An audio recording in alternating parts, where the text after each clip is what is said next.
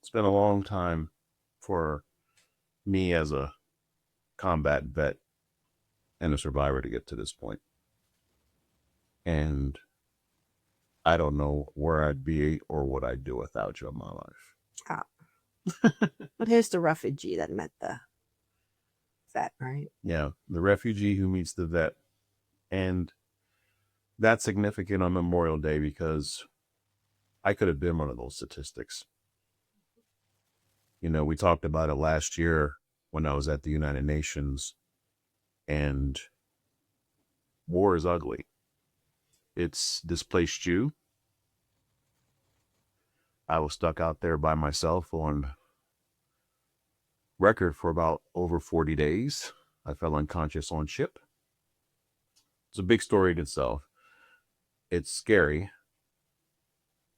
but I was able to survive that. And when you're in it, you're in it. And one thing that I learned is that there are no atheists in combat zones. And when we went to Laos last year, that was another eye-opening moment for me, for you, because I never expected to actually be there with you. You know, and then you told me the story about you crossing that river 2:30, 3 o'clock in the morning, getting shot at by AK-47s. You know, that's a real thing. Yeah. I wish they make it over. Yeah. Yeah, they were willing to sacrifice my ass to get across. Oh, can I say that? Sure you can. For this one time. But yeah, we do want to keep it. Oh. Yeah. Yeah. Want to sacrifice you. And I wouldn't have met you had that happened. No. I wouldn't be here. Such at a young age. Didn't know what was what. Yeah. So since that time, we've been able to do some impossible things. We've raised a beautiful family. I've scaled up several businesses to multi-billion-dollar companies from scratch. We've helped out tens of thousands of people with my training in the automotive world as well as different industries. I'm kind of known in the online world. Yeah.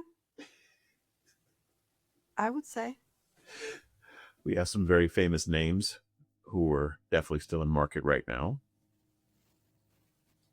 So how do we do that though? How do we get there from me almost being a statistic, you almost being a statistic? Because I know for me, Memorial Day carries extreme significance, because had I not been alert or aware of the signals that were coming out in the field in real time, like the last time I had gotten stuck out there, it was a Force Recon Marine running across the deck of the desert. And I'll never forget that. He's like, "We gotta go." I didn't, there was no question. I just ran. And we ran to first FSSG, who happened to be, they're actually a supply team out there. And I was able to get me and him, just a long story on that one for the sake of time. But it's like, what do you think as far as in your world, the mindset shift, like how to change your life, like for all the refugees or even veterans out there who are struggling, you know? And that's one of the reasons why I want to honor Memorial Day, because we did have some Marines who didn't come back. You know, it's one thing to hear about it, it's another thing to actually be in it. And if you ever want to see a colonel cry, man, That's rough, Yeah. you know, but here we are. Yeah. Well, to me, the most important would be to learn and know the signal, to be aware of the signal, because I think without the signal, neither one of us would be here. My dad was also in the military. He got the signal, and, in the middle of the night, we escaped the communists because of signal. And that's how you do the impossible. You have to know when there's a signal. And with that, you have to realize that when that happens, you have to do it. You have to decide to do it. There's one thing to know that there's a signal and then you decide that you don't want to do anything about it, but yet you want change. you know People want to lose weight, but yet they're ordering a 4x4 at In-N-Out and a Diet Coke because they're, oh well, I'm drinking Diet Coke, so I'm gonna lose weight. No, that's not how that works. When you get the signal, you follow the signal, you do it, you follow the step by step, and you get through. Yeah. And I also want to talk about it in respect to Memorial Day, like even for the veterans who followed the signal. There's this concept that most civilians don't know of called the fog of war. And that's what I went through. Yeah, I'm getting off on the ship. I'll never forget it. My captain's like, well, here's some troop movements. Don't know if they'll be good in about 48 hours. And you got to get on that bird in 45 minutes. And within 48 hours, they were no good. And I was scrambling to find that signal. I didn't know where my next meal was coming from. I was eating 4 prepared meals a day anytime I saw a unit and found a unit. And that's like 8,000 calories a day. That's gotta be scary. Well, yeah, I my survival mechanism just kicked in. I didn't know where my next meal was coming from. So anytime I met up with a unit, the first thing I did was, well, they kind of looked at me like, who are you? And you just came out of nowhere. That was the first thing. Because there was literally, like I said, it's the fog of war. So the signals are confused because we do our best to have some type of plan, but the plan runs out. So what do you do when the plan runs out, right? So yeah, first thing I kind of did was check in with our command element. And then the second thing was I got water, and then I ate and I ate and I ate, and I gained about 40 pounds in the desert. Yeah, I mean, you never talked about it, but I gained about 40 pounds in the desert. And some more stuff happened, but that was me struggling to find the signal. That one thing that was going to keep me surviving, to keep me going. And there's a few times when we got the signal and it didn't come through during those 40 days. And it was just like, oh, this sucks. Yeah. Like, really, what happens next? And the first one that I missed was interesting because we were doing stuff, and one of the vehicles broke down. Mm. Yeah, that's what I said. And I talked to the corporal. I was just like, are we where I think we are? And he's like, best corporal's like, wow. And fortunately for that one, we had to wait about 4 hours before the next wave came through. But the second one, beat. That was it. Wow. Had I not seen that Force Reconnaissance Marine running across the deck, I know I wouldn't be here right now. Wow. So that's how important following the signal really is. And I know when we first talked about it, I was a train wreck because, you know, it's just like one of those things where even when we got together, I couldn't talk about it. You met my other Marines. We couldn't talk about it. And when you're in that kind of lane where what you do is so unique and so high profile and so life or death, I got stuck in that. I got stuck in it big time. And legally, I couldn't speak for years. Yeah, I remember. I got tired of asking what you did. Yeah. So that's why I really wanted to honor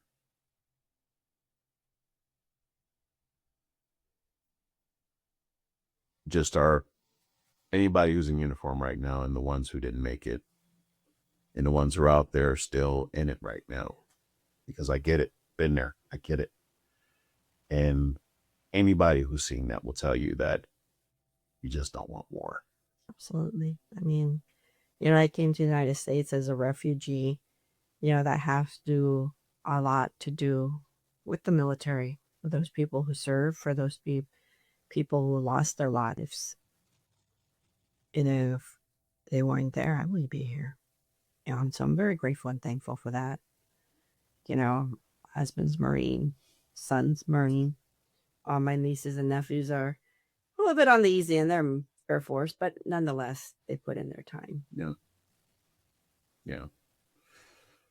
Well, that's the thing about it. So, which is why I just really wanted to start off our channel with that tone. You know, we did have Namisha first. Shout out to her for really being a strong woman as well. You know, she has an incredible story. She's currently out in Poland lifting for the world championships right now. Wow. Yeah, she just hit me up. She hit all of her benches. That's awesome. Yeah. So I didn't understand at that point in time, and even you've watched me wrap my mind around it over the last few years, just how impactful what we do as the military is. So even with you and the Laos secret war, that's something that's just now starting to trend even on YouTube. And how was that when you were actually displaced and actually coming here? I mean, when I left Laos, I was very little. I was maybe 2.5. Mom was already in Thailand because mom's Thai. So, you know, dad got the signal it's time to leave. So it was dad, myself, and my sister carrying me, you know, and a few other people that got the signal. We're in the middle of the night. We're working across Thailand because, you know, the only thing that was keeping us apart is just the river, the Mekong River. And, you know, as a baby, you're going to cry in the middle of the night. You're awake, you know, whatever you want. You know, my sister told me, she said, yeah, you know, I wouldn't stop crying. So gunfires. Everybody's telling her to throw me into the water, because if not, then they're going to die. Nobody wants to die. You know, thank goodness my sister was like, no, this is my baby. No, so, she ended up giving me her thumb and, putting that in my mouth to quiet me down. And that's what happened. I quieted down and we made it across. But if I wasn't quiet down, the people that was in the boat, as it's about survival. It's like either her or all of us kind of deal. So um I don't remember it too much other than what's been told to me, even with, from dad, a little bit more detail from my sister. Because dad's military, so he's all about getting the safety of everybody that's on the boat across, not necessarily, oh, she's my daughter, we have to get her across. No, it was the whole boat full of people that was working to get across. So I don't know about you, but if you're in the middle of the night in a boat that's quietly trying to cross the river with, gunfires coming at you, how you would feel. But for me, even thinking about it, it's very, very scary, because you don't know where that gunfire is gonna go, or it's gonna hit. And there was a few people that didn't make it, but we made it. And that's, I think, with that, it makes me a survivor, you know, which is the reason why I think, for me, that I fight so hard to get where I am. You know, I came from money, and then I didn't have anything.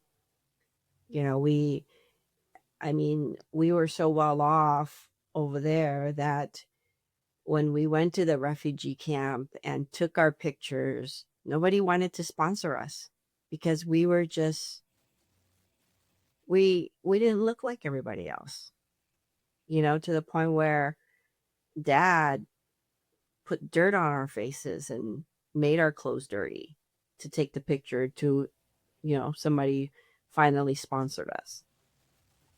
And it was a lot of us.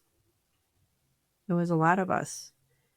you know Fortunately, I do have Thai blood, so it we still have family that's over there. um but last year was the first time since I crossed that river of going back, you know at the age of where I am. So going back, it was very different.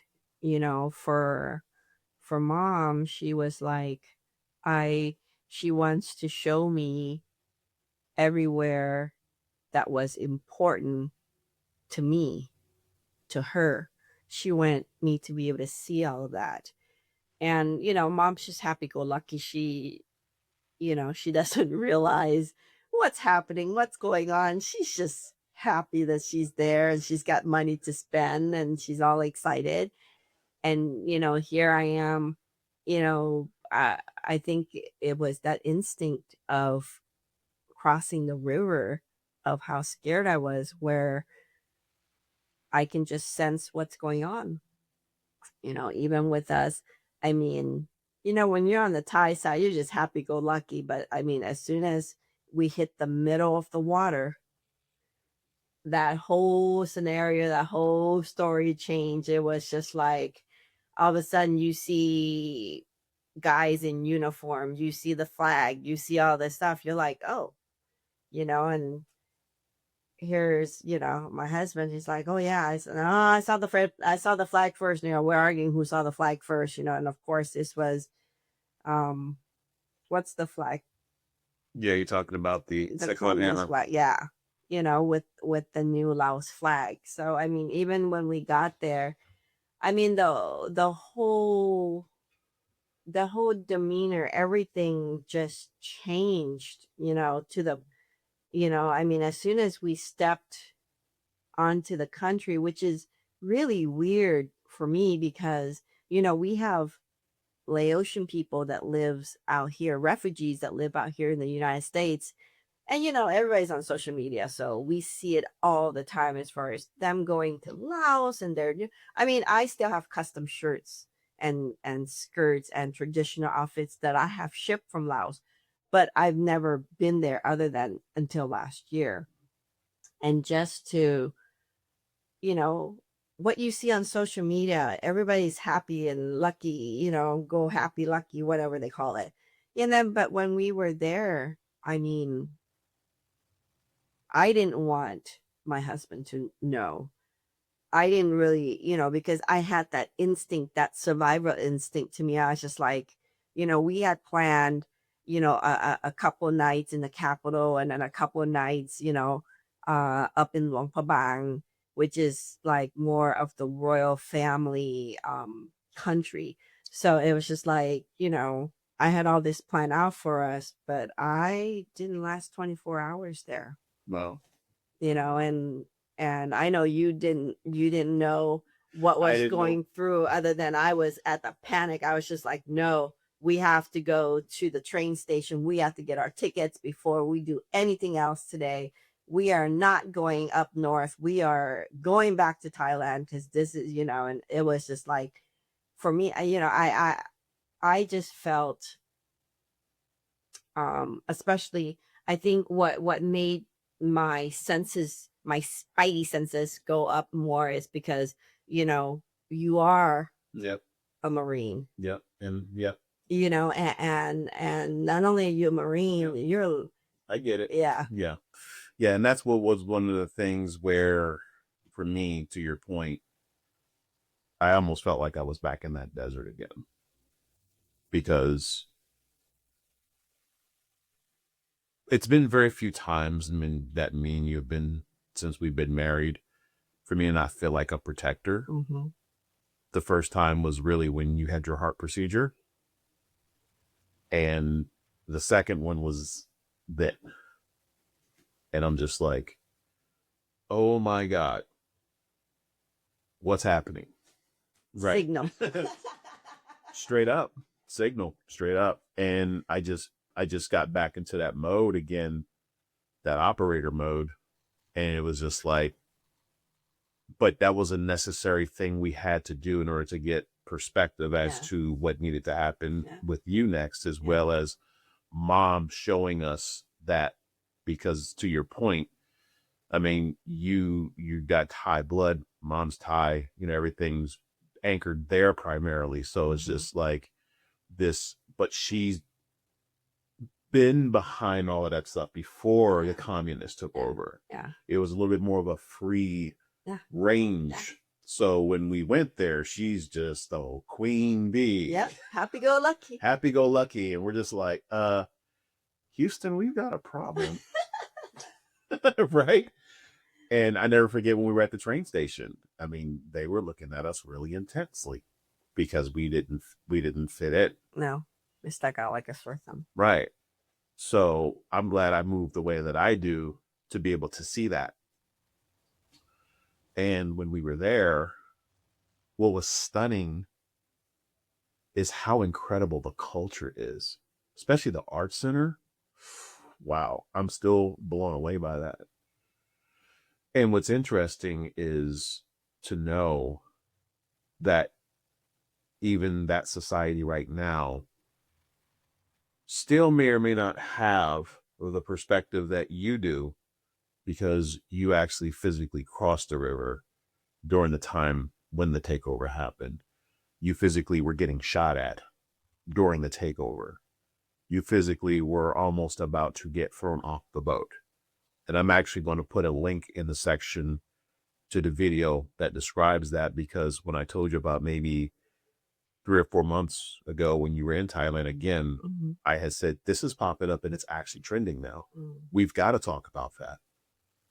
Because if you would have told me that I would have gone to Laos in this lifetime, and it was just not on my bingo card, You know, I fell in love with Thailand when I was in the Marines because it's just a great culture. The people are amazing. The word Thai means free, right? And it gave me happiness and joy when we first got together and then eventually married that you are the reasons why I fought so hard. You know, Americans, everybody else around the world, we all want happiness. We all want purpose. We all want this mission that's inside of us to really permeate and just grow. But if you have something or someone or some people or something that's always suppressing you, you don't even know that there's a problem to begin with. No. It becomes it sometimes when it's so much suppression, it becomes a norm, and that's when and to me, because I do have Laos blood in me, and going there, that's what I see. The whole country is suppression. You know, is there's a smile on the face, there's this and there's that, but it's controlled movements. Well, our internet didn't work. Yeah. Well, and what I can say is just that for me, my biggest takeaway is there are still places on this planet where people just don't know what they don't know. And to your point, like even with me and social media, I'm finally starting to see Laotian influencers, right? Some of them are stateside. Mm-hmm. I don't think I've ever seen one actually in the country of Laos actually getting publicity, so to speak, right? So it's interesting to see how that's going to still pan out. There are Thai influencers. I see that all the time now because that's just the way my feed comes up. But it's interesting to see what'll happen once somebody decides to leave the country and maybe even cross the river to go to Thailand. I know that's a little bit actually, is that a thing? Because we actually took one of the only trains there. And it was late at night. Yeah. So I don't know, but technically, unless you're a Thai citizen, you really cannot have any type of employment in Thailand, and that's the issue that we have a lot with as far as like with the Cambodians and everything that's going on right now, and that's why there's still a war going on between Cambodian and Thailand. Mm. You know, we still have people selling oil, you know, going back and forth. Some Cambodians, because oil is cheaper in Thailand, will cross over to Thailand, fill up their car to go back. Mm. You know, like you said, you know, definition is free, right? Thai land, free land. So Thailand is pretty much open up to pretty much everybody, you know, with entering, you know. But the thing is in Thailand though, you know, it's still ran by a king, and you know, you can come and visit, you can spend money in Thailand, but you really have to have all kinds of permissions in order for you to have any type of employment or business in Thailand unless you're a Thai citizen. Well, and that makes sense to me because you want to have protections and controls in place. It's no different than me training up to be a Marine. I had to go through the process in order to be a U.S. Marine. And that's what I tell people. Boot camp is just literally you learning the mindset and actions and behaviors of becoming a U.S. Marine. Then you go learn what you're going to learn as a job. But in the Marine Corps, every Marine is a rifleman first. That's the mindset shift. So when I went the first time to Thailand, what I observed was the structure of that. People are people. You have rights. They are enforced. Even like today, I was scrolling through the feed and they had a hiccup on Facebook where explicit materials were being shown over the weekend in the Kingdom of Thailand, and they instantly are cracking down on that. It's no different than like even if you're trying to border hop, like when we were there and they were literally changing the law in real time, you know, like you just can't do that. Like we are going to take care of that until we can figure out who you are and why you are here. So the definition of, at least in my viewpoint, the definition and structure of how Thailand is organized is one of the reasons why, to me, you have to have a solid foundation of laws, policies, rules, what you can do, what you can't do in the enforcement of it, so that you can be free. Yeah. This is what we stand for. This is what we don't stand for. Here's what we're for. Here's what we're against. And tying it back into Memorial Day, I was willing to die for that. I still fight for it. And it's just in my DNA to continue carrying that flag no matter what. Because we all want to be free. And it starts with just really understanding that even to this day, it's still life or death. And that's why you see in my posts, freedom isn't free. You can say whatever you want. That's fine. Refugee, survivor, and receipts. And that's it. What do you say to that?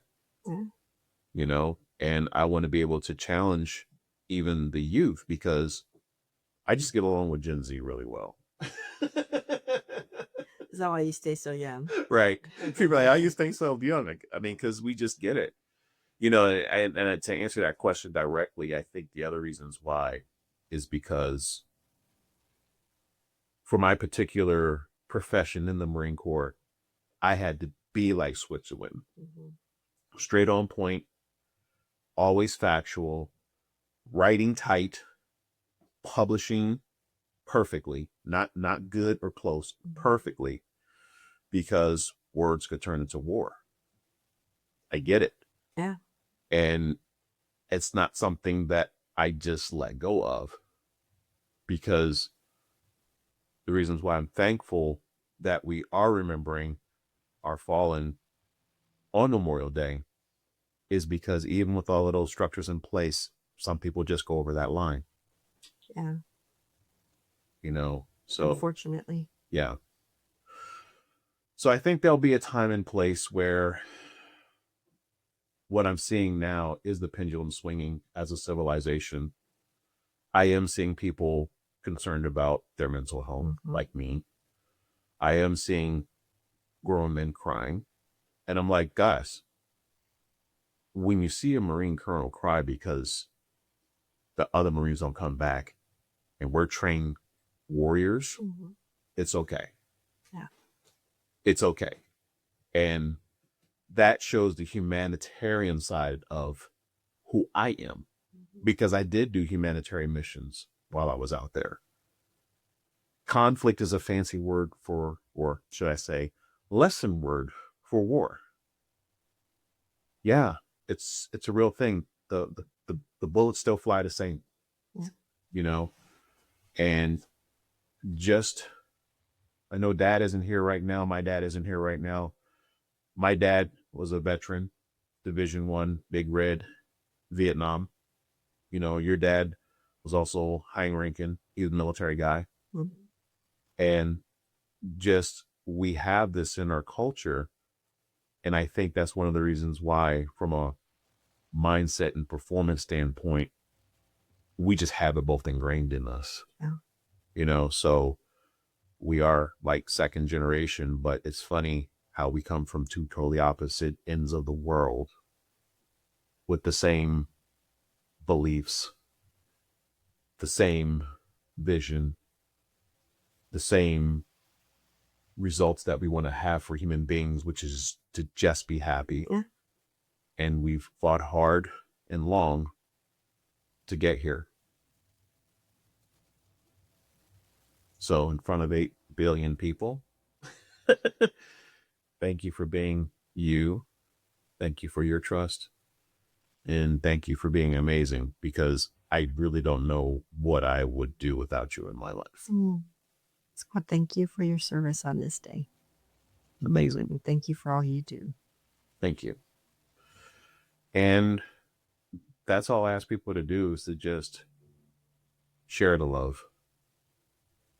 You know, there's still 22 to 45 veterans per day in the United States alone who just, they don't make it to the next day. Yeah.